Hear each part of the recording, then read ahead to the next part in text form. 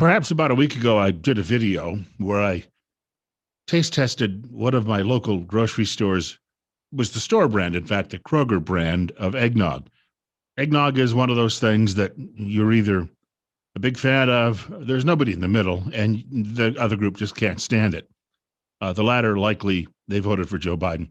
All right, this is not going to be a political video, but I had a coworker the other day who said that when it comes to eggnog, the only thing to do with it is dump it down the drain. That's a little harsh. I love the stuff.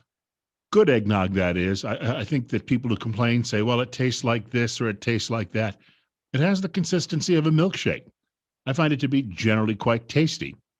I've had a lot of people since the last video who've given me heads ups, or is that grammatically correct, or a heads up on where to go.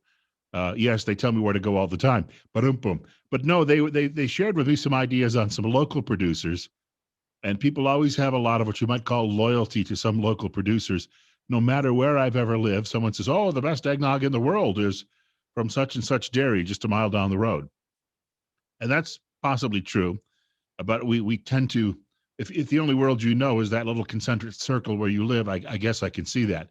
But I'm going to continue over the next few weeks to try to do some taste tests on various brands of eggnog that I come across, then give you the skinny on what might be the best and what might be the worst.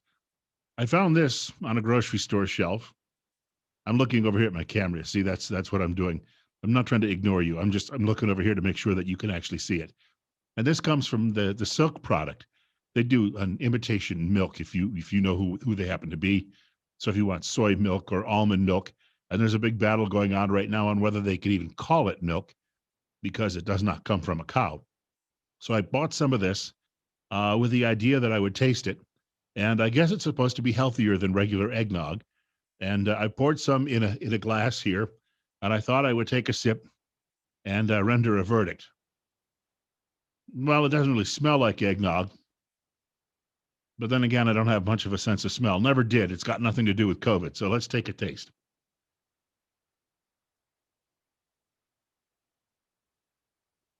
Oh, that's enough to gag a maggot. Oh, good golly. Oh, okay. Maybe not all that bad, but it's the consistency of water. Eggnog is supposed to be a little on the thicker side. Secondly, it tastes like Maalox.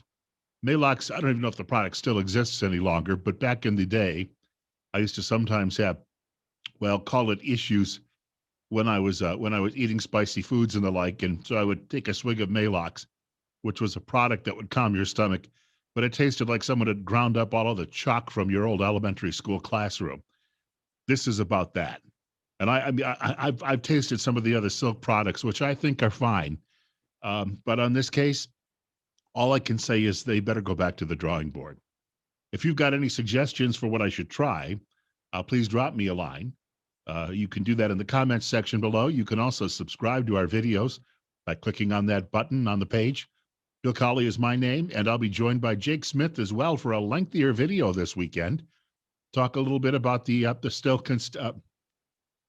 contested election. I'll get that out.